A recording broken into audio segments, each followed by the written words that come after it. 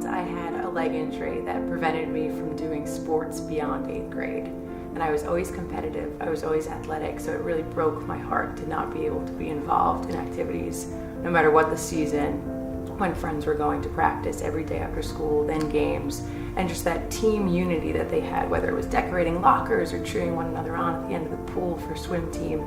I just so missed out on that. And I tried to fill the void via acting classes and doing some shows and singing in the choir, but it really wasn't where my heart was. So I didn't really love high school. But then I got to college, and it ended up being a small world because the college that I went to, I ended up becoming friends with a lot of the boys on the men's lacrosse team. And my grandfather and uncle had both played lacrosse there. So I had become friends with the guys, had the go-ahead from them to go ahead and talk to the coach to see if they needed a manager. And once I had the confidence from the boys to approach the coach, I said that I would love to get involved with the team. I said, I'm in a sorority, but I love these guys. My grandfather and uncle played here. I would really love to be involved in some capacity. And I think initially he thought, who's this lacrosse boy crazed girl who wants to help? And so it was very minimal at first. Come to practice this first week, we can do some filming, some music, this and that. And I think he saw the commitment and the dedication and the dynamic with the guys that I had.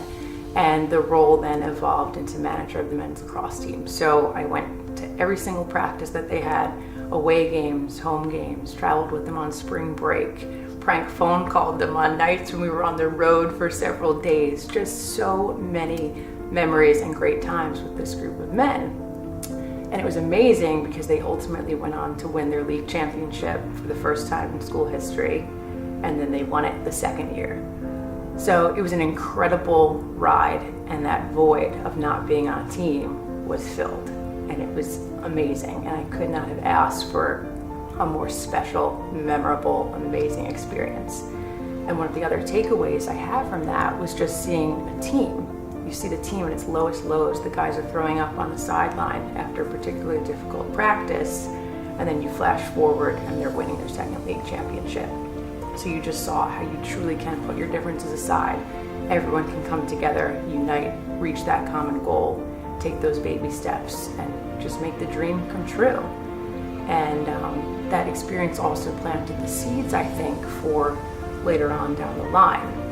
So flash forward to the end of college, I had a patent that got approved on a wrist wallet that looks like a cuff bracelet. And that was born out of need in college, just not really liking to carry out handbags when it's a night where you're in tight, not dorm parties, tight parties, and you got a handbag, you're trying to dance. So I created this cuff. Your essentials were on your wrist in a functional but still fashion-forward way. And in asking a lot of people, once the prototypes were made where they could see it being applied, what kept coming up was game day and stadiums. So that piqued my interest, but ultimately I graduated, went on to work for Gucci for a year, and tried to balance the two, but realistically the fashion district in New York was shut down at the times when I would get out of work, and it's really not up and running at the capacity it is during the week, on the weekends when I had my free time. So I was at a crux where I had this idea. I was young, but I was also in one of the top 5 fashion houses in the world, working for an amazing group of people. And I was supporting the director of store ops and the US president, so it was incredible exposure for a first job. But it also gave me a line of sight as to, if you're to work your way up in fashion for 20 or 30 years, you could be one of these people at this table. And I think the opportunity to work on the projects that I did, it really gave me the confidence to say, you know what, I'm putting out a caliber of work that's acceptable for this group of people. I've got my own idea, I'm young, I have nothing to lose. If I don't do this now, I don't want to look back and go, what the heck was I doing? I had this idea and I didn't do it. And I just didn't want that regret. So I ultimately left and dove into the cuff full time.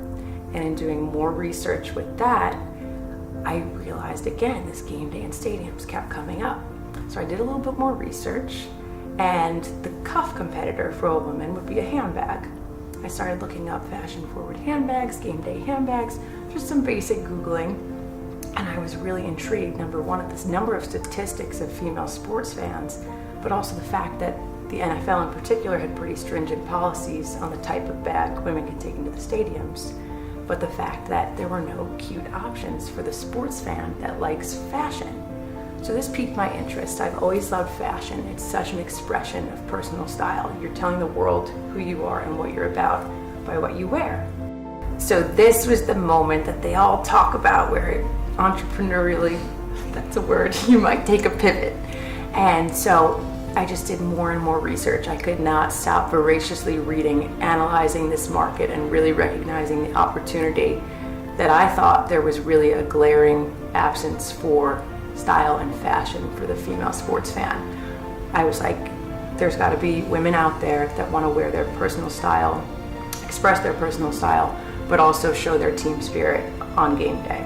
And in terms of the product offering that was already out there, I really didn't see kind of the aesthetic that I had in my mind, or that as a fashion lover myself, I would like to see also as a sports fan. So I decided to combine the two worlds that I loved into one, and that was kind of how Lauren Farrell New York was born. And the handbags were a great place to start with because there was that NFL bag policy, so you were solving that problem but also adding the fashionable spin to things. So since launching the handbags, I've also started to branch into doing attire as well, with the goal that your clothes, again, it's personal style, team mentality, but you don't have to sacrifice one of the two just because it's game day. This is one of my pieces here. This is a jacket. Some of the items are going to be a little bit more custom order. And another important idea and aspect behind the brand is that being that personal style is such an important piece of the Lauren Farrell New York brand, you wouldn't want to walk into a stadium and see 2,000 other women with either your handbag or your shirt. So there are going to be caps on the amount of each piece that I design. Not sure yet in terms of what exactly those caps will be, but based on, however many people there are in a stadium or an area where there would be a mass of sports fans, that you're not looking to the left and right and seeing, women with your bag or your shirt, because I'm anti that. I'm the anti-jersey for the female sports fan. So it's funny because in the moments you don't really know exactly where things are going. You just have the end goal. And what I've realized now, looking back, had my leg injury never happened, who knows what I would have been involved with. I wouldn't have found the men's lacrosse team. I wouldn't have seen, the moms trying to look cute wearing their son's colors without wearing necessarily a t-shirt. And it's just crazy how when you look back, you realize that sometimes the path you least expect gets you where you're most meant to be. And I'm so excited that, with Lauren Farrell New York, game day just got more fashionable. This is my ambition.